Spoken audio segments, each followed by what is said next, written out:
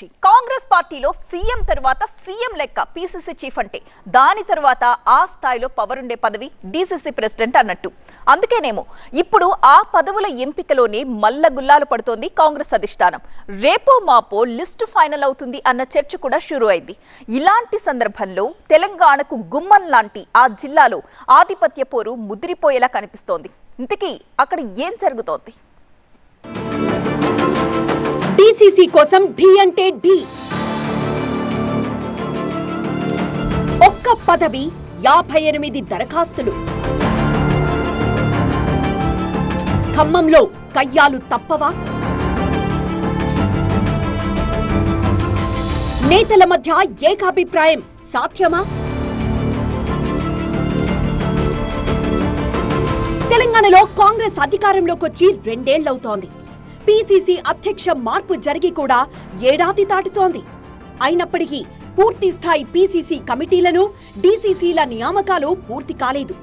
ఆలస్యం జరిగిపోతుండటంతో ఇప్పుడా అంశాన్ని ప్రతిష్టాత్మకంగా తీసుకున్న అధిష్టానం వీలైనంత త్వరగా జిల్లా పార్టీ అధ్యక్షుల నియామకాన్ని పూర్తి చేయాలని చూస్తోంది.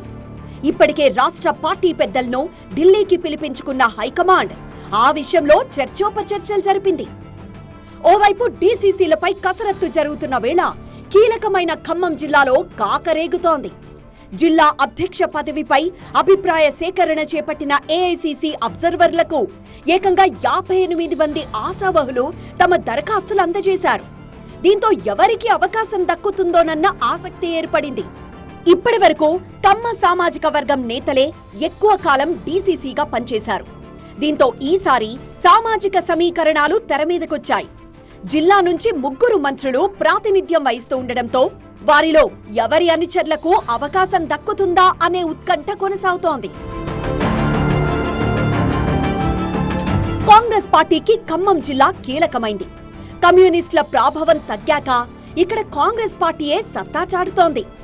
గత 2 దఫాలు బీఆర్ఎస్ అధికారం దక్కించుకున్నప్పటికీ ఇక్కడి ఓటర్లు కాంగ్రెస్కే మెజారిటీ సీట్లు కట్టబెట్టారు. అందుకే ఈ జిల్లాలో పార్టీ పగ్గాల అప్పగింతపై ఆచితూచి వ్యవహరిస్తోంది.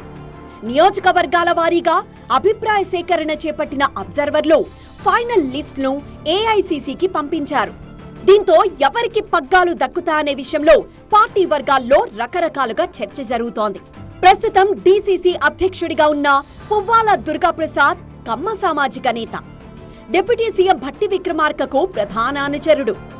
పార్టీలో అటు ప్రభుత్వంలో విక్రమార్క కీలక స్థానంలో ఉన్నందున మరోసారి అనుచరుడికి అవకాశం దక్కుతుందా అనే చర్చ జరుగుతోంది. అయితే డీసీసీ నియామకాల్లో ఏఐసీసీ ఈసారి కొత్త నిబంధనలు పెట్టింది. వరుసగా 5 ఏళ్ల పాటు కాంగ్రెస్ లో పనిచేసిన క్రమశిక్షణ గల నాయకులకే అవకాశమివ్వాలని నిర్ణయించింది. దీని ప్రకారం ఇప్పుడున్న వారిలో చాలా మందికి ఆ ఛాన్స్ దక్కేలా లేదు.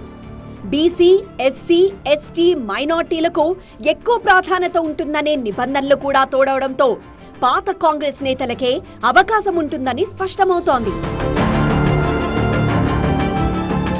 కాంగ్రెస్ కు బలమైన ఖిల్లా అయిన ఖమ్మంలో ముఖ్య నేతల మధ్య పోటీ కూడా అలాగే ఉంటుంది.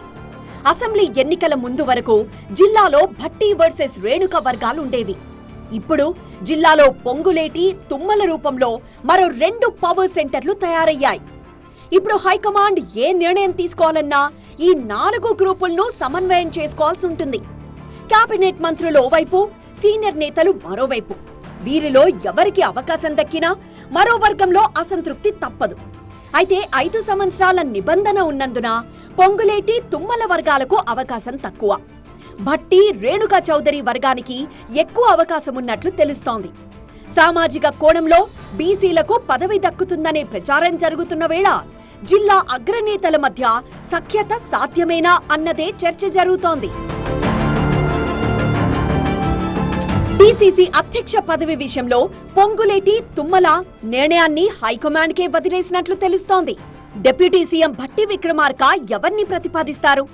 ఎంపీ రేణుకా చౌదరి ఎవరి పేరును సూచిస్తారు అన్నదే ఆసక్తి రేపుతోంది. గతంలోనూ ఖమ్మం జిల్లా డీసీసీ విషయంలో చివరి వరకు ఇలాంటి ఉత్కంఠే కొనసాగింది. ఈసారి కూడా అందరి అభిప్రాయంతోనే నిర్ణయం ప్రకటిస్తారని తెలుస్తోంది కాబట్టి ఆలస్యం తప్పకపోవచ్చన్న ముచ్చట వినిపిస్తోంది. మరి ఒక్క పదవి కోసం 58 మంది దరఖాస్తు చేసుకున్న వేళ ఎవరి అనుచరులకు అవకాశం దక్కుతుందో, ఎవరికి అసంతృప్తి మిగులుతుందో చూడాలి.